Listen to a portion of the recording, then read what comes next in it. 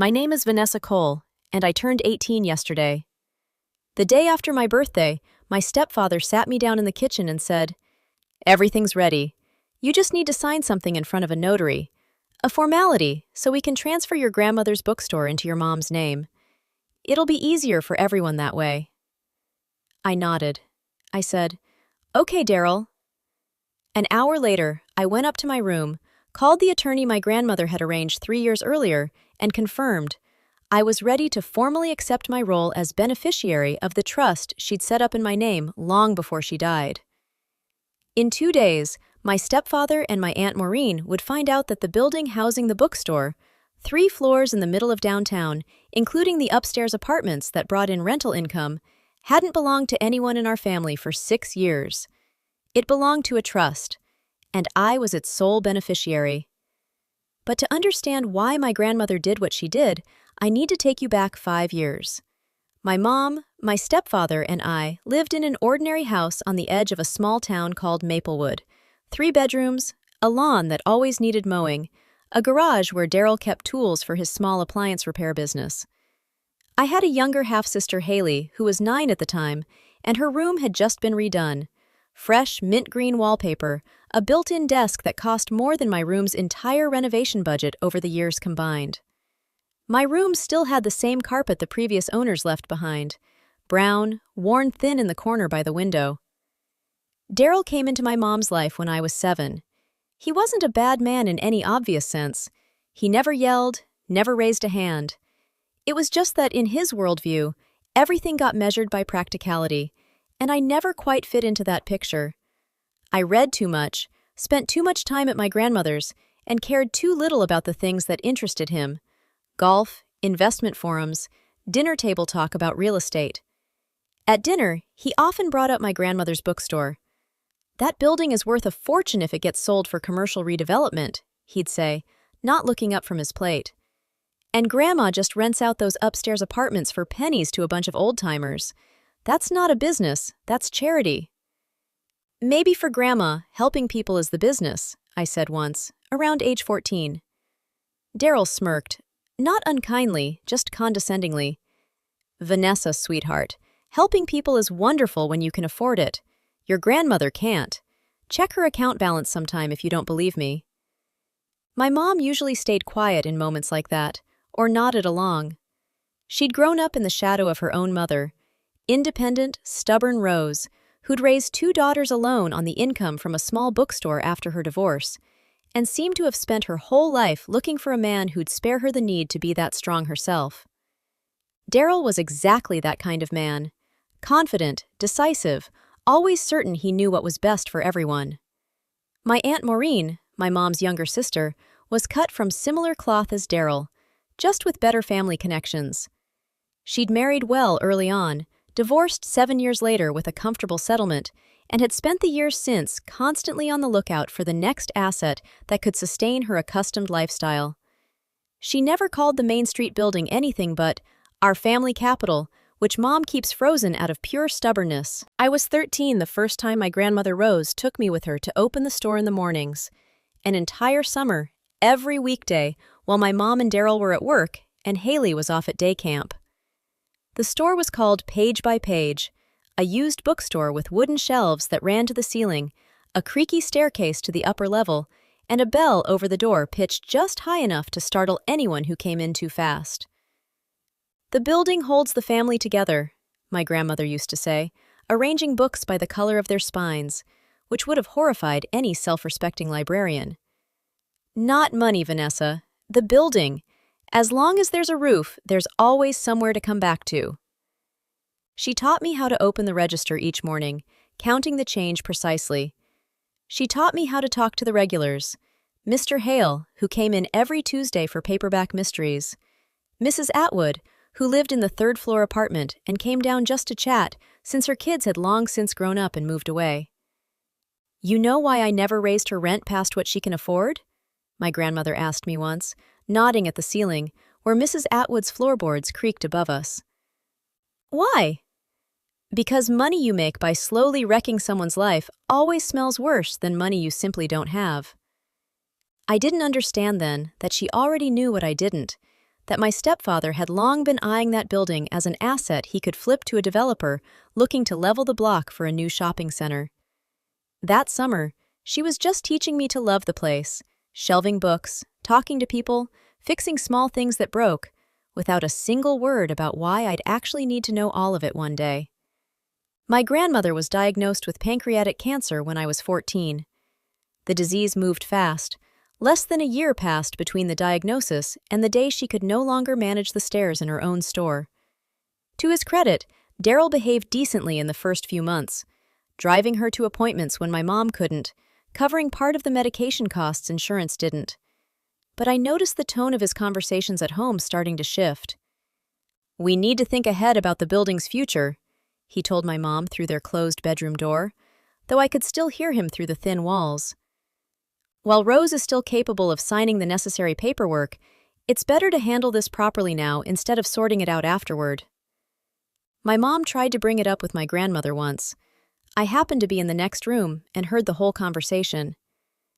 "Mom, don't you think we should figure out what happens with the building?" my mom said carefully. "Daryl thinks it would be smart to get everything arranged in advance to avoid inheritance problems later." My grandmother was quiet for a long moment. "Daryl is very concerned with being smart," she said finally, and there was an irony in her voice that my mom didn't seem to catch. "He's just trying to help." "I know exactly what he's trying to do, Janice. Don't worry about the building. I've already taken care of it." My mom didn't press further, but I remembered those words for years, even though I didn't understand what they meant at the time. Shortly before she died, when my grandmother was already very sick and spending most of her days in bed in the small apartment above the store, she'd refused to move in with us, insisting she wanted to die where she'd lived her whole life. She made me promise her something. I was sitting by her bed, holding her hand, thin and almost translucent from the illness. "Vanessa," she said quietly but firmly, looking me straight in the eye, "whatever anyone tells you about that building, it is not for sale. Promise me." "I promise, Grandma, but why are you telling me this, and not Mom?" She smiled weakly. "Because your mother loves me, but she's more afraid of her husband than she loves me. You're the only one in this family who hasn't learned to be afraid yet. Please don't, even when it gets hard." She squeezed my hand and never brought it up directly again. 3 weeks later, she was gone. The funeral was held on a rainy Tuesday, gray sky, wet grass, folding chairs sinking into the softened ground. I sat in the front row, clutching my grandmother's old silk scarf, still faintly smelling of her perfume months into her illness. At the wake, in my grandmother's house, amid plates of sandwiches and hushed conversation, I overheard my stepfather quietly telling Aunt Maureen by the kitchen window, "Now we can finally sort out the building properly. The lawyer says probate usually takes a while, but we've got time to plan everything out in advance." "Just as long as Janice doesn't start getting sentimental again," Aunt Maureen replied, sipping her wine. "She always caves when it comes to her mother." They were discussing this at my grandmother's wake, while her body hadn't even had time to settle into the ground yet. After the funeral, Daryl seemed lighter. I remember this vividly, because it frightened me even then. That same evening, at our kitchen table, he told my mom, "Now we can finally deal with the building," with a relief in his voice like a weight had lifted off his shoulders. My grandmother's death wasn't a loss to them. It was a clearing of the path. Between 15 and 18, I took the bus across town to the store every single Saturday, not because anyone asked me to, but because I couldn't not go. The store's day-to-day manager, in the meantime, was my grandmother's longtime assistant, Mrs. Kowalski, a woman in her 60s with gray braids and absolute devotion to a business she'd given half her life to. She let me sit at the old register, taught me to keep the books using my grandmother's worn ledgers, kept up long before any computer software existed. I learned the names of everyone upstairs, not just Mrs. Atwood, but a young couple, the Travises, renting the second-floor unit, and a solitary elderly man, Mr. Ferris, who took out his trash at exactly 7:15 every morning. I fixed a leaking pipe in the basement alongside the local plumber, Mr. Duncan, who'd known my grandmother for 40 years and flatly refused to charge me full price for the work. "Your grandmother once fixed my generator for free during a hurricane," he told me. "Consider us even, forever." At home, the conversations kept shifting. Grandma's store became the family property. Aunt Maureen started showing up at our house more often, sometimes with a folder of documents, sometimes with a laptop open to commercial real estate listings for downtown Maplewood. One dinner, when I was 16, I finally couldn't hold back and asked directly, "Why are you even talking about selling the building if it wasn't even in Grandma's will?" Daryl studied me carefully. For the first time in a long while, something like wariness crossed his face. "How do you know about the will, Vanessa?" "I read the paperwork Mom kept after the funeral."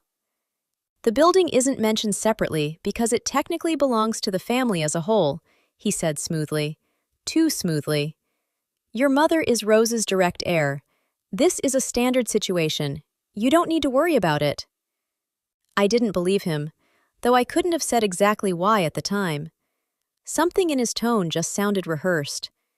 One fall, when I was almost 17, I was clearing out an old cabinet in the store's back room at Mrs. Kowalski's request.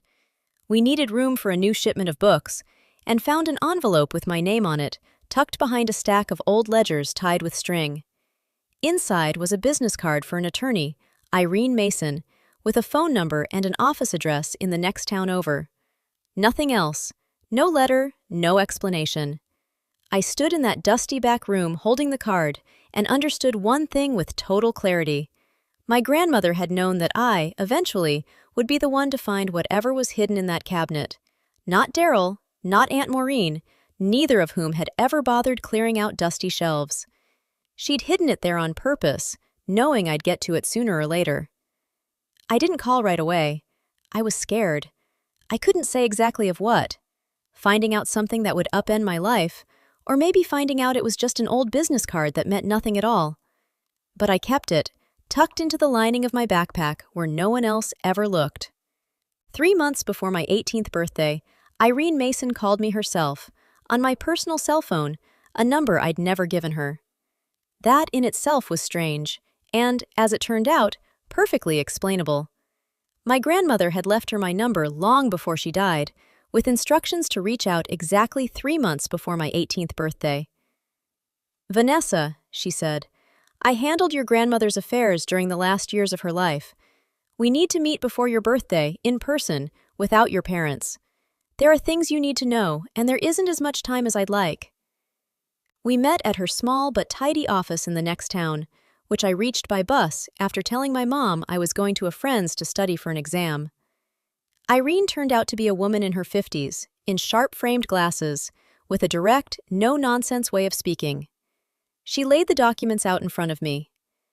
"Your grandmother established an irrevocable trust 6 years ago, well before her diagnosis, which matters legally because it proves the decision was made with full mental capacity and long before any pressure from illness. The building on Main Street, including the store and every residential unit above it, belongs entirely to that trust. You are the sole beneficiary. It never entered your grandmother's estate because legally she hadn't owned it for the last 6 years of her life. Your stepfather and your aunt have no legal claim to it whatsoever, and never did." I felt the room tilt slightly. Why didn't she ever tell me? Irene looked at me over her glasses. Her exact words as she signed the paperwork: "My son-in-law will sell that building before the flowers wilt at my funeral if he finds out ahead of time. Let him find out when it's already too late to do anything about it." 2 weeks after that meeting, I overheard Daryl on the phone in the garage. Quiet, but not quite quiet enough for our thin walls. He was talking to a developer named Gary Fletcher, a representative of a company buying up downtown Maplewood real estate for demolition and redevelopment. "Yeah, the building's basically ours," Daryl was saying, pacing from the sound of it. "The inheritance formality clears up within a month or so after the girl turns 18, standard procedure. Soon as we've got the affidavit of heirship in hand, we sign the full purchase agreement with you right away." An affidavit of heirship. Daryl was apparently planning to file a document claiming the building was part of my grandmother's personal estate, acting as if the trust she'd created specifically to prevent that simply didn't exist. That night, I texted Irene 2 words. "They're rushing!" Her reply came within minutes. "I expected that. Come by Saturday, we'll get everything ready ahead of schedule." "You need to hold out until your birthday without tipping your hand," Irene said at our next meeting, laying out a carefully marked calendar on her desk. "The moment you turn 18, you become a legal adult and can sign the formal acceptance of your role as trust beneficiary. As soon as you sign, first thing the next morning, I file a notice of claim with the county recorder's office. That blocks any attempt to record a fraudulent affidavit of heirship or any other conflicting document against this property." "What if they get there before me? What if they file first thing in the morning, before you even make it to the recorder's office?" "They can't. Not physically. The recorder's office opens at 8. I'll be first in line well before opening. And the building has already been on record under the trust for 6 years. Any fraudulent document they try to file will be automatically rejected once the chain of title is checked, unless they forge something more serious, like a fake notary seal. Even then, we'll have the advantage, because we'll be first in line with valid paperwork." "What do I need to do for the next 3 months?" "Change nothing about how you act. Keep going to the store on Saturdays like always. Don't give them any reason to think you know something. This is the hardest part I'm going to ask of you, just staying quiet." I agreed, but I didn't tell her how hard it would actually be to carry that silence for 3 straight months, knowing what I knew. About a month before my birthday, something happened that I'll probably remember for the rest of my life. My mom came into my room, rare in itself since we'd barely really talked, in years. She sat on the edge of my bed, twisting something anxiously in her hands. "Vanessa," she began carefully, "I know we don't talk openly much these days, but I want you to know, selling the building really would help this family. Daryl's business is struggling in ways he doesn't talk about out loud, but I see the bills. If we don't find money in the next few months, we could lose this house." I felt the ground shift under me. Part of me, a tired, frightened 18-year-old who'd been carrying a secret for months, genuinely, for a moment, wanted to just say, "Fine, Mom, do whatever you want. I'll sign anything as long as this is over." "What happens to the people who live there?" I asked instead. "Mrs. Atwood? Mr. Ferris?" My mom looked away. "The developer will offer them relocation money. That's just business, Vanessa. It always is." "Grandma promised me that building would never be sold. I promised her the same thing." "Grandma's gone, sweetheart, and you and I still have to live here." I didn't answer directly that night, but looking at my mother's tired, worried face, I understood something for certain. Even if I gave in, even if I let the building go just to make her life a little easier for a while, it wouldn't actually solve anything. Daryl would always find the next asset, the next person to sacrifice for his convenience.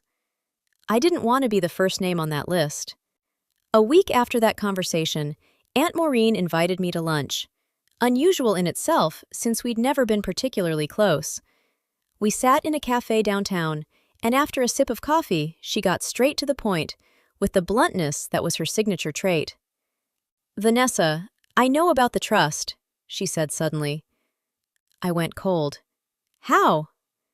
"Doesn't matter how. What matters is that I know, and Daryl probably will too, soon, if he doesn't already. Listen to me carefully. You can make this easy, or you can make this hard. If you voluntarily hand the building's rights over to the family after you formally accept them, I'll personally make sure you get a fair cut. Say, $200,000 out of the sale proceeds. That's enough to cover all of college and then some." "And if I refuse?" She gave me a long, appraising look. The same look, I imagine, she'd once given assets during her divorce. "Then the family will likely be forced to contest the trust in court. Litigation is long, expensive, and unpleasant for everyone involved, especially for an 18-year-old with no money of her own for lawyers of Daryl's caliber. Think carefully before you turn the whole family against you out of stubbornness." "This wasn't just Grandma being stubborn, Aunt Maureen.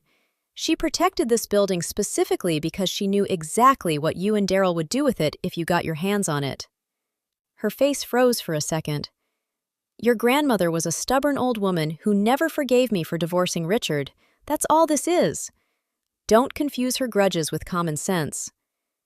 I didn't take her money, and I didn't tell her what was already arranged with Irene. I just quietly finished lunch and rode the bus home, feeling something inside me harden into resolve for good. The last month before my birthday was the hardest.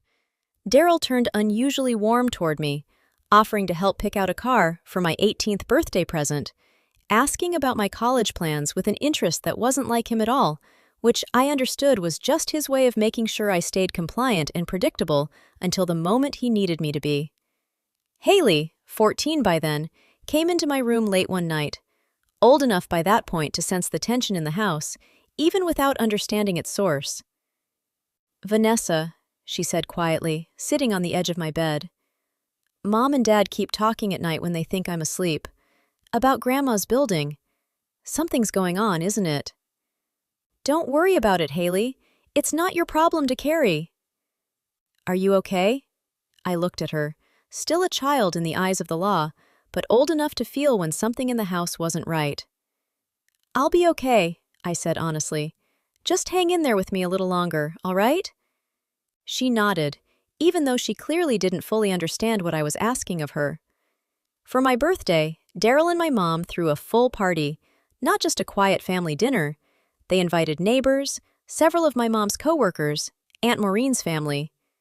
About 20 people gathered in our small backyard under string lights, with a bakery cake and plenty of talk about how grown-up I'd suddenly become. I didn't understand at first why there were so many guests. Only later did it click. Daryl wanted witnesses. He wanted the evening to look like an ordinary, warm family celebration, so no one could later say I'd been pressured in private. Toward the end of the night, once the guests had scattered into small clusters with lemonade and cake, Daryl tapped his glass with a fork, drawing the whole backyard's attention. "I want to say a few words," he began, an arm around my mom's shoulders. "Vanessa is officially an adult today.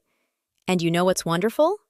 Tomorrow morning, our whole family is finally going to settle something important. Transfer Grandma Rose's bookstore the way I'm sure she would have wanted. Right, Vanessa?" He looked at me across the yard, and I felt something in me go cold. This wasn't a private kitchen conversation. This was a public announcement, calculated to make it impossible for me to hesitate or refuse in front of 20 people. Aunt Maureen, standing nearby with a glass of wine, added, a little louder than necessary, "We're all so proud of how responsibly Vanessa handles family matters." Every eye turned to me. A neighbor, Mrs. Pearson, nodded pleasantly. My mom watched with something between hope and quiet pleading. "Don't ruin this evening. Don't make a scene." For a moment, I felt that same fear my grandmother had warned me about stir inside me. The fear of disappointing people, of standing out, of being the one who ruins the party. But then I thought of her hand in mine, her words. Don't lose the fear of the right things. The fear of selling out someone's trust for a moment's peace. That was the fear worth having. "Of course," I said, in a voice steadier than I expected. "Everything will be settled tomorrow morning, exactly the way it's supposed to be." The double meaning slipped past everyone, except, maybe, Aunt Maureen, who narrowed her eyes for a second, as if she'd caught something off in my words. But the party went on, the guests left around 10, and no one but me knew that in 2 hours, I'd be signing documents that would make everything Daryl had just announced in front of witnesses completely impossible. Once the last guests were gone, and it was just the 4 of us, me, my mom, Daryl, and Haley. Daryl, still riding the high of what he thought had been a successful evening, pulled me aside in the kitchen while clearing plates. "Everything's ready," he said quietly, almost kindly. "You just need to sign in front of a notary tomorrow morning, a formality, to officially transfer the store to your mom. It'll be easier for everyone, and of course you'll get your share. Say $15,000 for college, on top of whatever Aunt Maureen already offered to discuss." $15,000. Out of a building that, by Irene's most conservative estimate, was worth over $2 million. I nodded. Okay, Daryl. I smiled. The same smile, I imagine, my grandmother must have given plenty of people who underestimated her resolve. That night, at 11:50, once the whole house had gone quiet, I opened my laptop in my room and joined a video call with Irene, exactly as we'd planned. She was sitting in her home office, with the same folder of documents I'd seen in her office months earlier. "Ready?" she asked. "Ready." She walked me through every document one more time, clearly and carefully. The acceptance of beneficiary rights. A single page confirming I was formally accepting the trust my grandmother had created. From that moment on, every decision regarding the trust's assets would run through me, together with Irene as trustee. "The moment it hits midnight," she said, "you become a legal adult in every way that matters here. Sign it." The clock on my laptop read 12:03 a.m. I was 18. I was the legal beneficiary of my grandmother Rose's irrevocable trust.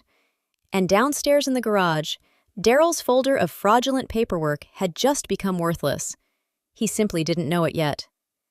At 8 a.m., Irene was first in line at the county recorder's office before it even opened. She filed a notice of claim on behalf of the trust, a public legal notice blocking any attempt to record competing rights to the property. The clerk checked the records and stamped it. Done. At 9:15, Daryl and Aunt Maureen arrived at the same recorder's office with a prepared affidavit of heirship, a document listing the building as my grandmother's personal property, inherited by my mother, with no mention of the trust anywhere in it. The clerk typed the parcel number into the system, read the screen, frowned. "I can't record this document, sir. Title to this property is held by an irrevocable trust, recorded 6 years ago. There's also a notice of claim filed this morning on behalf of that same trust." "That has to be a mistake," Daryl said. "This building belonged to my mother-in-law, Rose Bennett. We're her direct heirs through her daughter." "According to the record, title was transferred to the trust 6 years ago, sir. You'll need to contact the trustee named on the filing, an Irene Mason." Aunt Maureen, standing beside him, went pale, as Irene later told me, having lingered nearby to watch the scene unfold. The name my aunt had glimpsed on a business card in my bag a year earlier, and hoped meant nothing, was now sitting on an official government record that no conversation could undo. What happened next at the recorder's office, I only learned later, from Irene, who'd stayed a few minutes longer, watching from a safe distance. Unwilling to walk away empty-handed, Daryl apparently decided to gamble and tried to record the affidavit of heirship through a separate window, one that accepted documents already bearing a notary seal, bypassing the clerk's initial review. The document carried the signature and seal of a notary named Benson. The clerk at that window, a woman named Patricia who'd worked at the recorder's office for nearly 20 years, ran the usual check, matching the seal number against the county's registry of active notaries, standard procedure for any document filed through a third party rather than the applicant directly. The number didn't match.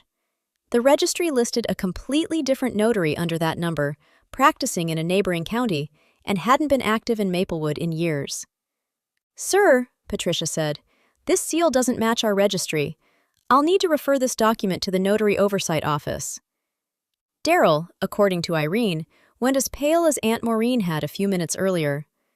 As it turned out weeks later, the document had been drawn up by an acquaintance of Aunt Maureen's named Russell, someone who made a habit of preparing simplified paperwork for clients unwilling to pay for a real notary. Using a forged seal turned the situation from a civil dispute into a potential criminal matter. Daryl tried, panicking, to explain he just didn't know, that the document had been handled through a third party, but the clerk simply repeated, politely, that the matter was being referred for review, and asked both of them to step away from the window. Daryl called me 20 minutes later. I was sitting on our front porch, watching the neighbor's sprinkler sweep methodically across the lawn across the street. "What did you do?" His voice was shaking, though he normally spoke with calm confidence no matter what was happening. "I accepted what Grandma left me. That's all, Daryl." "That's family property, Vanessa. Your mother is Rose's direct daughter, the legal heir."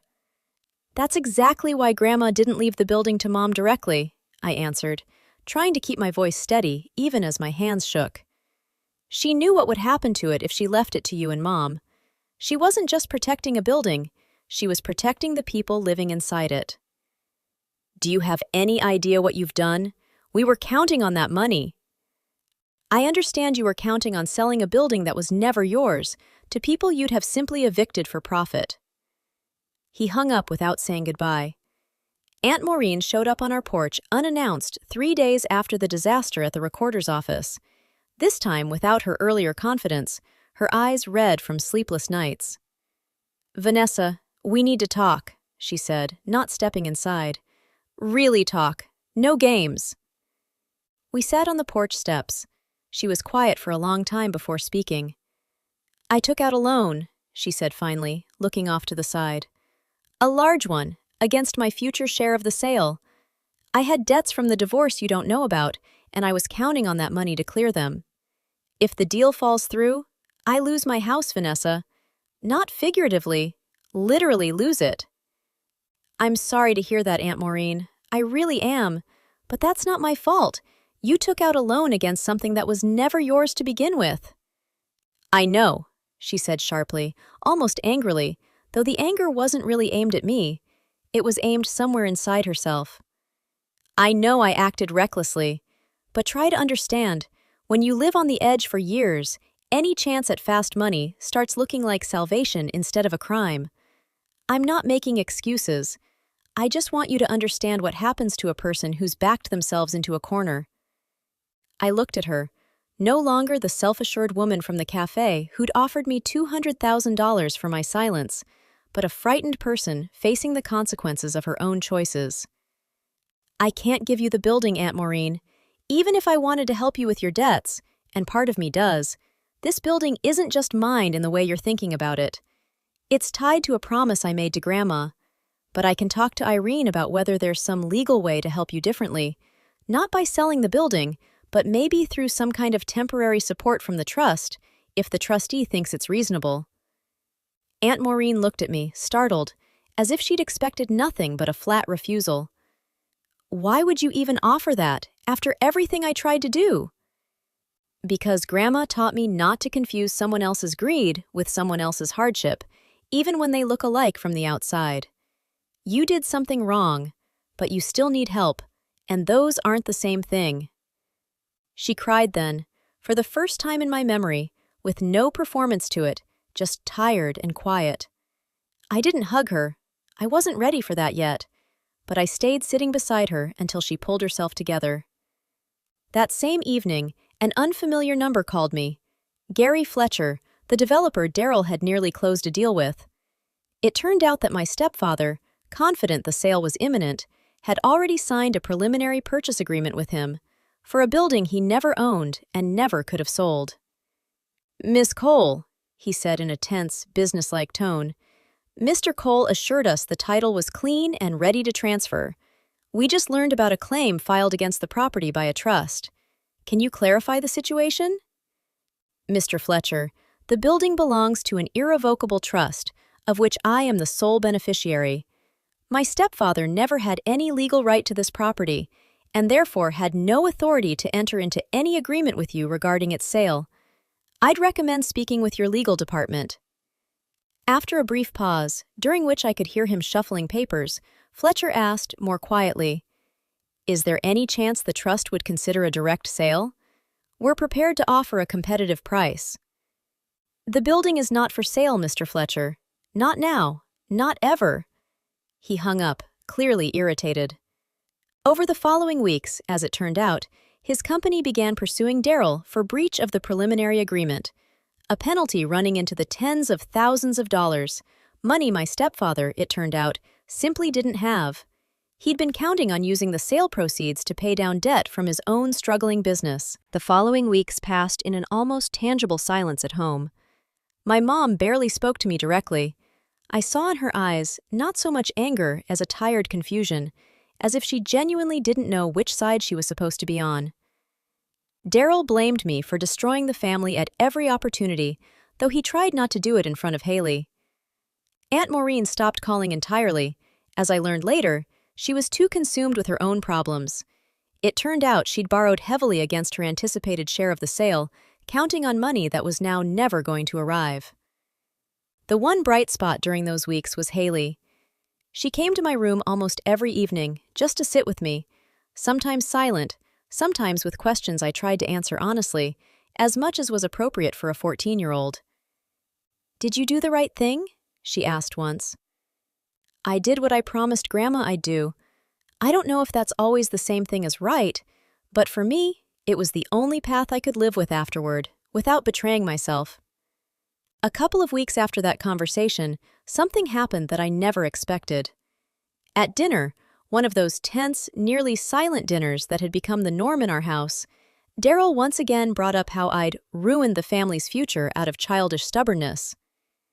"She's just clinging to some sentimental nonsense from her dead grandmother," he said, addressing my mom more than me, as if I weren't even at the table.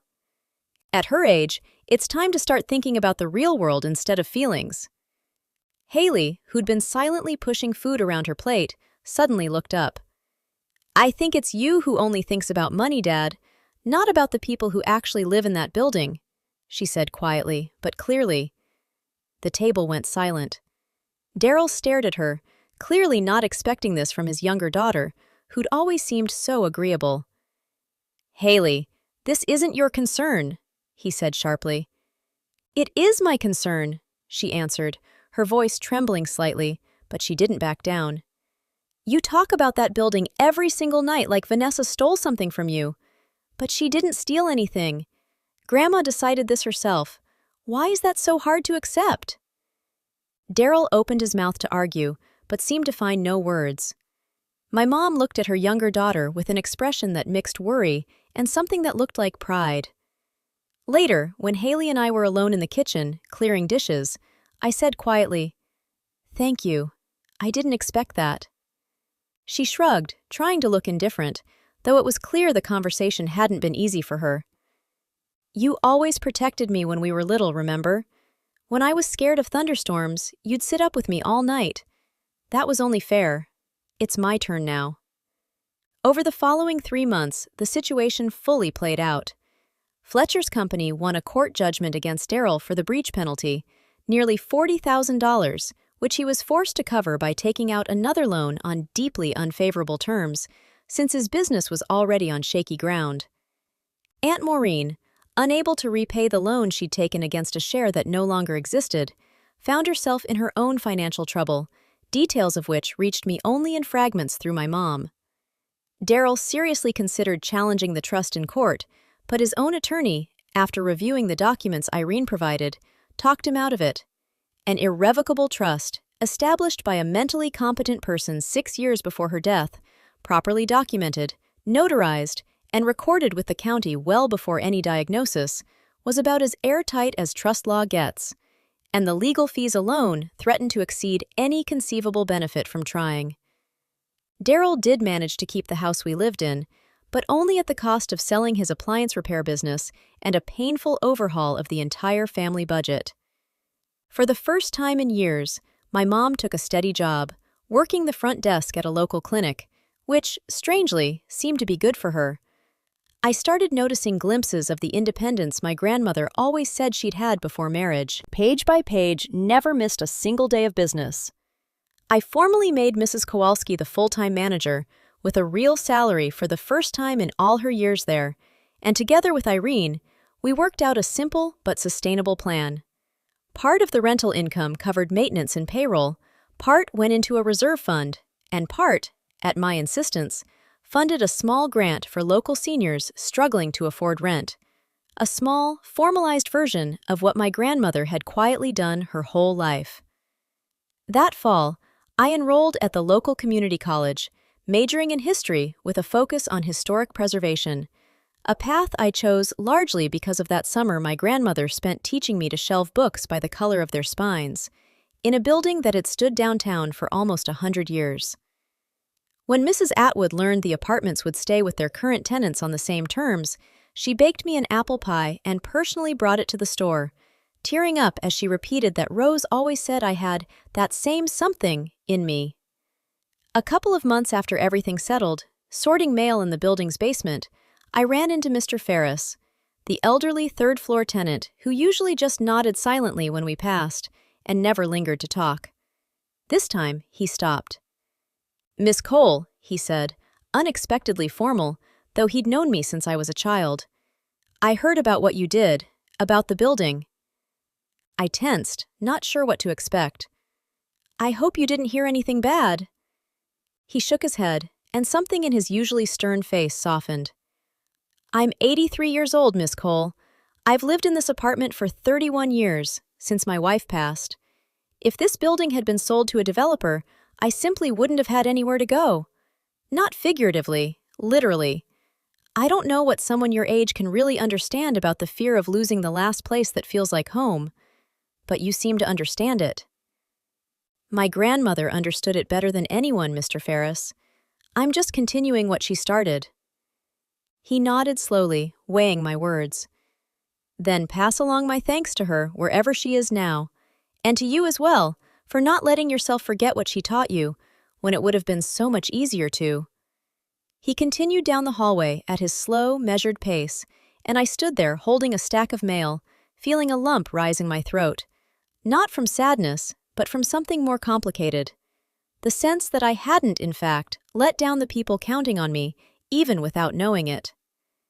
6 months after my birthday, I invited my mom to lunch, at the same cafe where Aunt Maureen had once tried to buy my silence.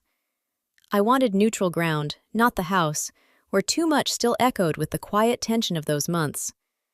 "I love you, Mom," I began, once the coffee arrived. "And I'm sorry you had to go through all of this between me and Daryl, but I don't regret what I did." My mom was quiet for a long time, turning her cup in her hands. "You know," she said finally, "when I was your age, Grandma tried to teach me everything she later taught you. The store, the books, talking to customers. I couldn't handle it. I wanted an easy life, a nice house, a man who'd make all the decisions for me. I got that. And somewhere along the way, I lost the ability to be like her." "You can still become that person, Mom. It's not too late." She smiled faintly, for the first time in a long while, genuinely, without the usual tired strain. "Maybe. The clinic job is just a start, but I think I like it more than I expected to." We didn't solve everything over that lunch. Things with Daryl inside the family stayed strained for a long time, and I had no illusions that one spoken apology would fix it all. But with my mom, step by step, a conversation started building that hadn't existed in years. Not a perfect one, but a real one. A year later, on an ordinary Saturday, I opened the store early in the morning, just like always, a habit I never gave up, even with college classes and the fact that day-to-day management had long since settled onto Mrs. Kowalski's shoulders. Haley, 15 now, often came with me on weekends, and, to my surprise, turned out to be an even more devoted student of our grandmother's craft than I'd been at her age. Within a couple of months, she knew every regular by name and proudly showed visitors how to shelve books. By the color of the spine, not the alphabet, because it feels warmer, quoting a grandmother she'd barely gotten to know. The bell over the door rang, letting in the morning light and the first customers. I stood behind the same old register my grandmother once stood behind, and thought about how the peace I'd finally found hadn't come from beating Daryl or Aunt Maureen, and hadn't come from the money the building kept generating. It came from the simple fact that every morning I was standing on something real, something a person who loved me more than anyone protected long before I ever knew I'd need protecting. If I took away one thing from all of this, it's this. Peace doesn't come from revenge. It comes from standing on something solid, and knowing you didn't build it alone, but on the love of someone who believed in you before you ever learned to believe in yourself.